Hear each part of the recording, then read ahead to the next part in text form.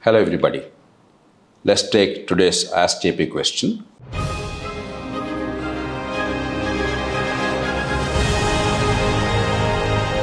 The questioner is Abhimanyu from Indore, Madhya Pradesh. He is a mechanical engineer in NIT Bhopal. Abhimanyu? Hello, sir. Hello. I'm Abhimanyu. I'm a mechanical engineer from NIT Bhopal. Sir, my question was related to the education. As of now, it is in the concurrent list subject of the Constitution of India. So, sir, it is having three parts. Firstly, that is there any need to shift the education from concurrent to state or union list as a subject to enhance the efficiency and helping India towards the dream of becoming developed nation by 2047. And sir, apart from government and the regulatory bodies, what role does the students, teachers, and various institutions they have in order to educate the coming generation in the right direction, so that they also aspire to contribute more towards a developed India by 2047. And so, third question was that is it the wrong sense of achievements that once you have studied, graduated, or post-graduated in India, that the best option is you have to go for the government jobs or service? So, up to what extent that this is responsible that India is still in the developing stage? So I would really like to know your thoughts on this, sir. Thank you very much for giving this excellent opportunity. Abhimanyu, very sharp questions. There are three parts to Abhimanyu's question. The first part is, should education be either in the state list or the union list instead of being in concurrent list? I don't think so, Abhimanyu. I think this is a good thing. What's happening now is a reasonably good thing because we are a very diverse country, multilingual, and tremendous varieties in terms of local history, culture, literature, attitudes and approaches. And unless the states have a stake in that, unless they can, within reasonable limits, reshape education to suit the requirements of the locality or the region or the state, it will not work. At the same time, you require a common framework in terms of levels of learning. Whether you are in Tamil Nadu or Uttar Pradesh, Maharashtra or Assam, we should expect that after X number of years of school education, there is a certain level of accomplishment that is expected. And we must make sure that all efforts are made to achieve those minimum levels of learning. If that does not happen, if each state does its own thing, then it's going to be hurtful to the country because education has no meaning. Already that's what's happening in India. You have degrees, you have 10th class certificates, but even the minimum levels of learning expected of a kid after X number of years of schooling or a college degree, they don't exist in India. Therefore, a broad national framework in terms of the outcomes that we seek, levels of learning, and professional regulation, technical and professional regulation in terms of higher education, I think that's the right approach. But giving adequate freedom to the states and the universities to impart education within those parameters in a manner that they think is best. So I don't think there's a case either for centralization, making it a union subject, it will not work, or excessive decentralization, allowing states to do whatever they please, disregarding global or national norms of minimum levels of learning. The second part of the question, apart from the government and regulatory bodies, what can all of us do, the stakeholders, the students, the parents, the teaching community, the civil society, the many concerned citizens who want better education in the country, what can we do? I think the most important thing that we should do is first recognize that our education is in large part failing. It's very difficult to understand. Many people think we're actually doing very well. In terms of enrollment in schools, we are doing very well. Almost everybody is in school. In terms of pass percentages, we are doing very well. 95, 98, 99% are passing at every level. But that passing a course or a certificate has no meaning at all. It's irrelevant in India because it's nothing to do with educational outcomes. As umpteen times we have discovered or discussed, ASER survey, PISA survey, they all show that educational outcomes are appallingly bad in India. So a recognition that we are not getting education for no fault of the children or parents. Children are bright and hardworking. The parents sacrifice a great deal for the sake of their children. They sacrifice their own desires, their own needs, spend disproportionate sums to give children an opportunity. And yet, education is appallingly bad for most of the people. 80% of the kids are getting substandard education, though they have intelligence, innate intelligence. Nature gave them the talent. Only because they're not able to go to high-priced, good quality schools. Some of them are giving some decent education. But most schools in government or private sector, the educational outcomes are appallingly bad. So first, a recognition that our children, even after 10th class or intermediate or a degree, most of them don't amount to much in modern world. They have no skills and no ability to navigate the modern world, to get a decent employment with productivity, adding to the wealth of the country, or to fulfill their aspirations. It's not happening. A recognition. Once we recognize, push not for ranks and marks. There is enormous fascination for ranks and marks. In no other country do you have 95% cutoff to go to college, 99% cutoff. No other country. In those countries, there's real education. In our country, instead of real education, there's inflated grading and marks, very bad examination system, rote learning, mugging up, and mass copying. In many states, mass copying is rampant. So parents must wisen up, wake up. Students, at least in higher grades and in colleges, they must understand, with these certificates, their future is not made. It's only an illusion.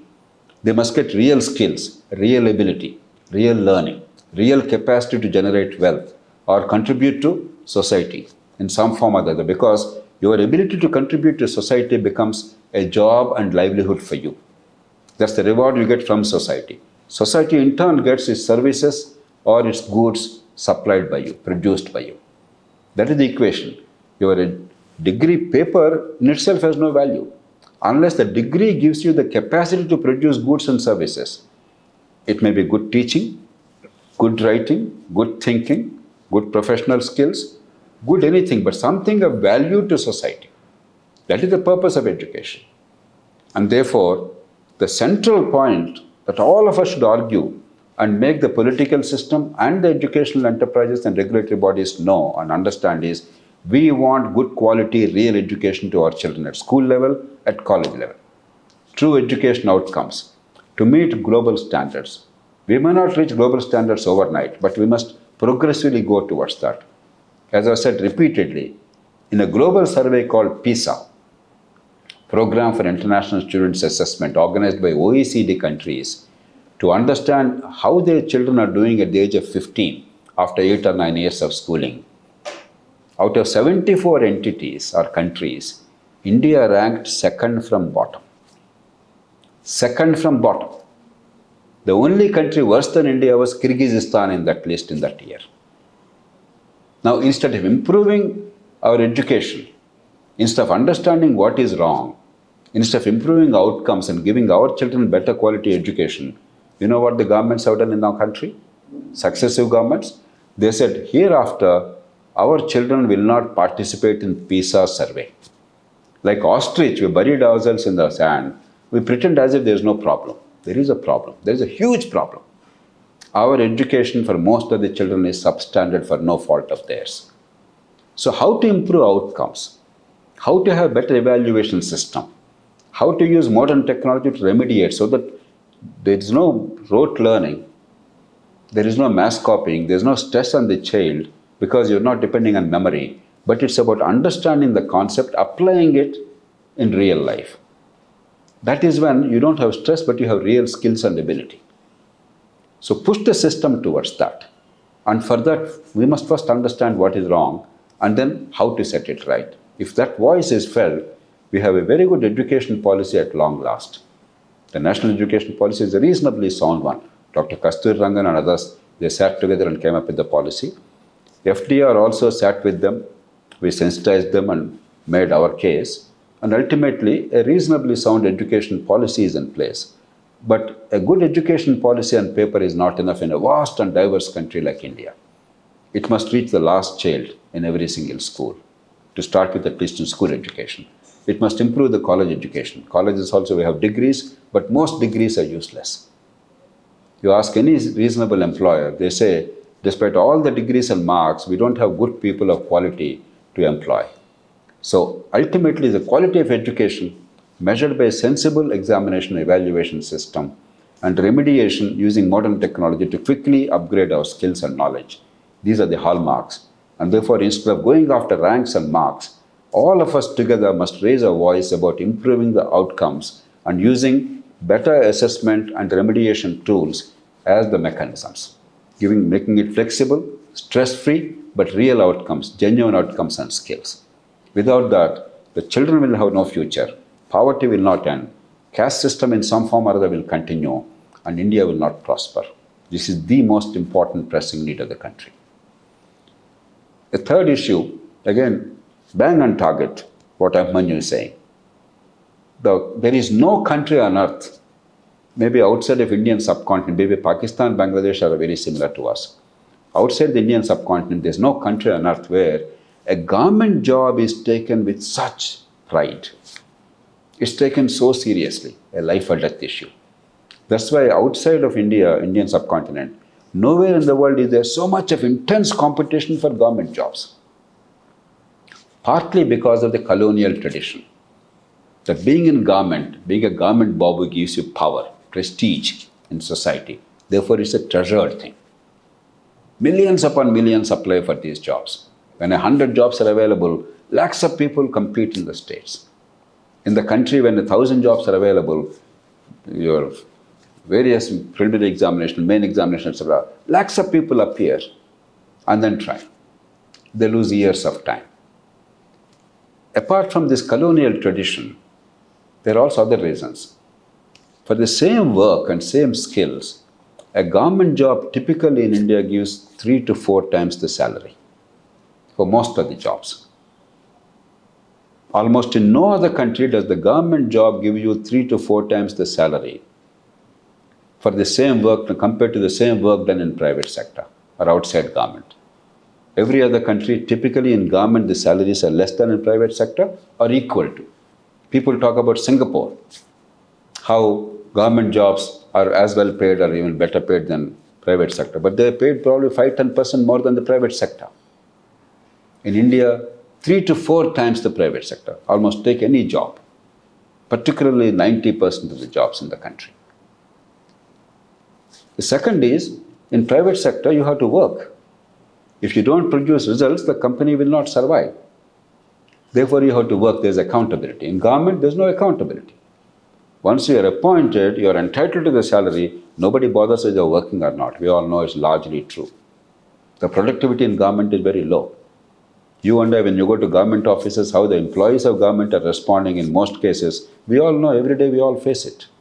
The delay, the harassment, the humiliation sometimes of treating people as dirt, employees as masters, and of course corruption. Not for everybody, there are many good people, honest people, competent people in government, but there are also many corrupt people, and corruption is endemic, ubiquitous in governments in India at every level. We all know that. In private sector elsewhere, even if you want, you can't make money like that. And finally, there's no accountability. All these make a government job very attractive in India. That's a very dangerous thing. Please remember, only 1.2% of India's population works in government. 1.2. 98.8% are not in government jobs. Among the working people, there are about 53 crore workers in India doing some work or the other to earn a livelihood. Only 3% are in government. 97% are outside. They are farmers. They are wage laborers. They are self-employed workers, small traders, private sector workers, software workers, professionals such as doctors, engineers, lawyers, etc., or entrepreneurs. All these, they constitute 97%.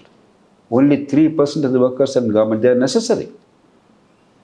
But they are not the most important thing. Their job is to make our job, the 97% of the rest, our job easier, our life easier, better infrastructure, rule of law, quality education, quality health care, basic communities, a regulatory framework that is fair to treats us all equal, and an atmosphere conducive to better investment, risk-taking, entrepreneurship.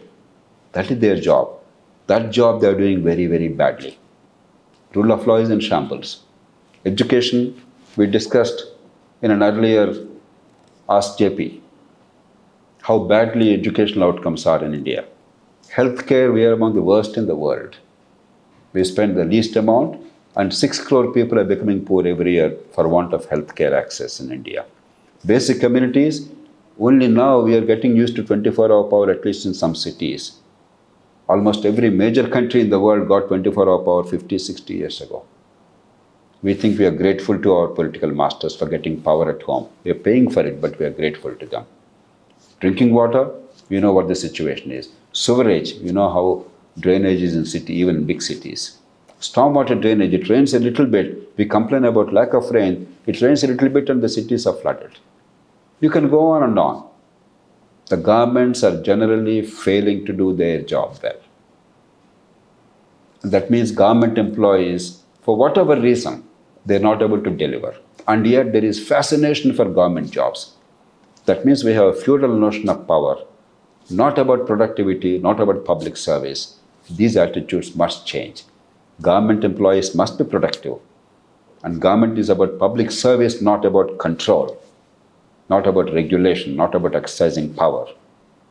And we must change our institutions to reshape these incentives and to alter the outcomes. But until that time, unfortunately, this lure of government office will be there for some time. But the best antidote is rapid economic growth, high investment, better infrastructure, more jobs, and more respect in private sector, more satisfaction in private sector. Some people are getting it, but not many people. Good wages commensurate with the work we do. Once we do that, then government will be just another agency to deliver for us. World over, in all advanced countries, that's the way they look at government. They don't think government is my bop. Only in India we think it's my bop, and government generally fails to do its job.